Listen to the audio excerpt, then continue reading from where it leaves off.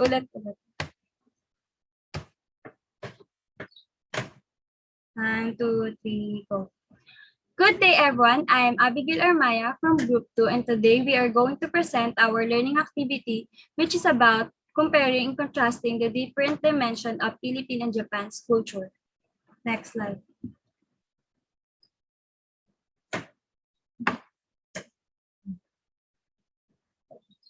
As you can see in our presentation, we input information about Japan and Philippines culture. Next.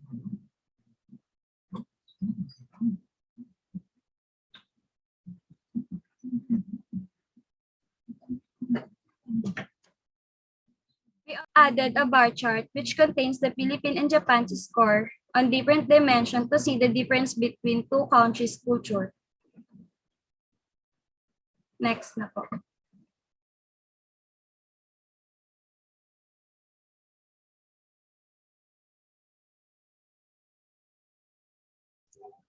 Power distance. Most Asian countries are position conscious and holds the top position with the highest power distance in the world, just like Malaysia and the Philippines, who hold the first and fourth spots, respectively.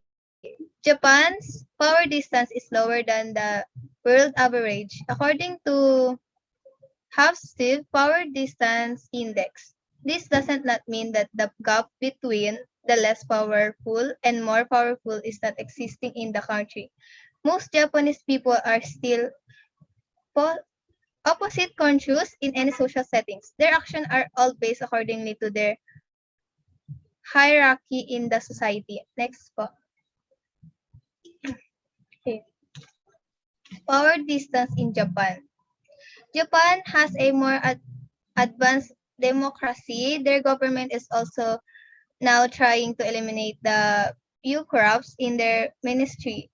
Other proof is that Japan has always been a meritocratic society. This means they believe that everyone is born equal and anyone can get ahead if one will work hard enough. Next po. Next, please.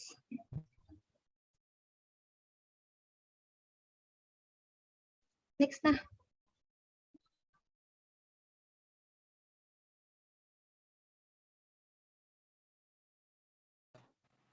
Collectivism of the Philippines. The Philippines is a collectivism society in which the needs of the family are prioritized over the needs of the individual. The Philippines, with score of 32, is considered a collectivism society. This is manifest in a close of long-term commitment to the member group with the family, extend family, or extend relationship. This means they prioritize the needs of family rather than his or herself. The Philippines is collectivism society. Individuals tends to understand themselves as a part of a group. Next po.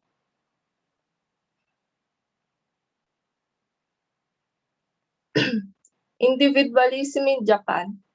Japan scored 46 on the individualism dimension.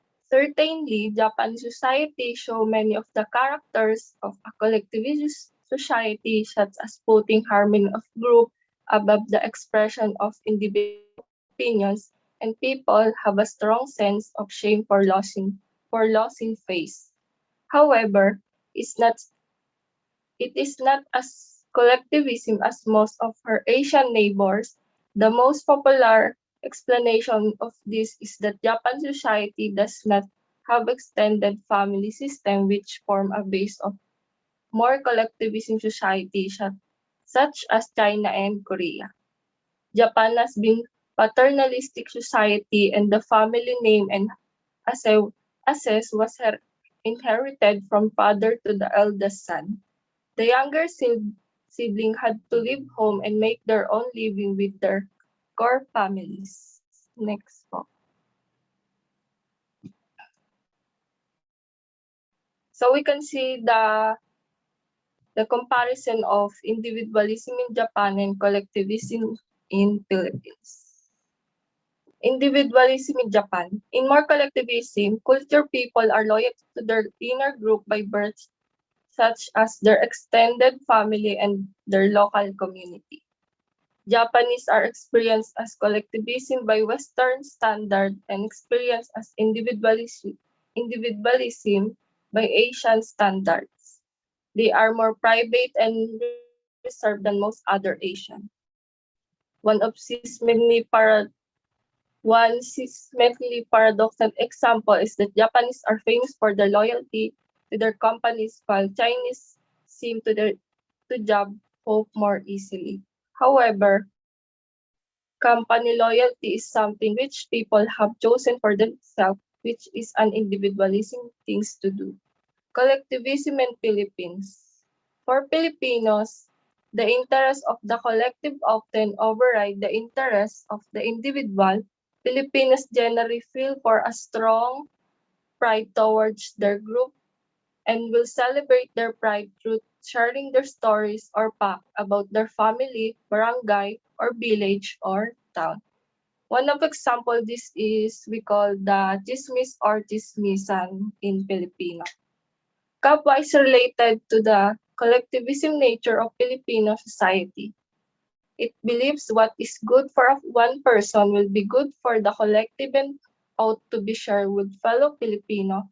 Being brand as not having any kapwa is an insult, as it implies the person does not belong to a community. For the sum up of Japan individualism, I think they base their individualism in their culture and belief.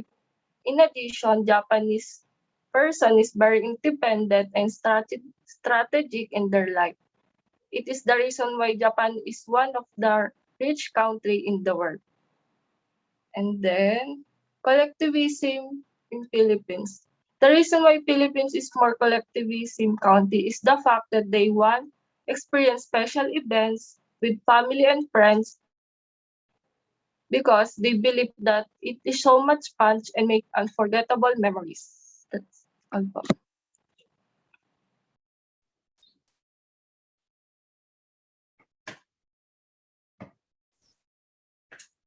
Masculinity and femininity.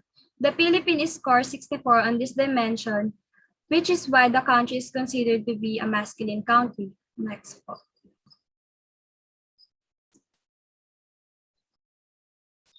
So is Japan, who scored 95, which means they're also a masculine country. Next.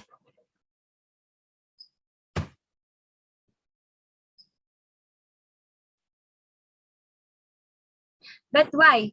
The Philippines is a man country because most of the Filipinos, especially the older ones, believe that the man is only for heavy things or heavy jobs, must be assertive and independent, while women are only for light jobs and expected to be soft.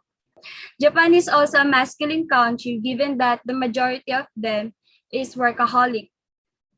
For them, to live is to work. And aside from that, they are very competitive.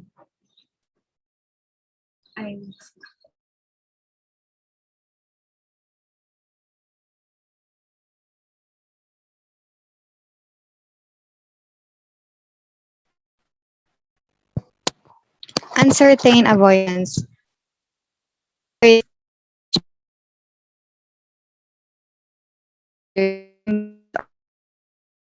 or circumstances, and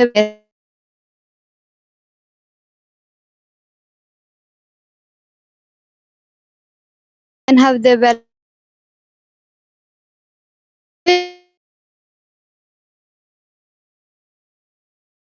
poor tendency for uncertainty avoidance.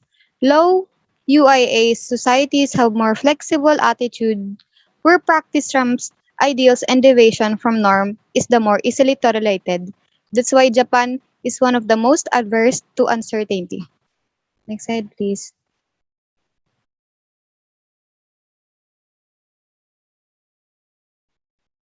One might argue that everything in Japan is very specified for maximum predictability. This power desires to avoid uncertainty is one of the reasons why change is so difficult to achieve in Japan.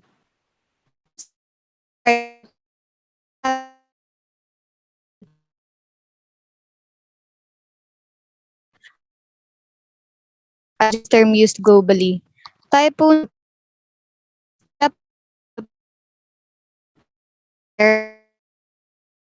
for any unexpected event. It is true not just the emergency plan and measure against abrupt natural disaster, but for all fact society. That's why between Philippines and Japan has more high percentage of uncertainty avoidance than the Philippines. Thank you. So that's all everyone. Thank you for listening.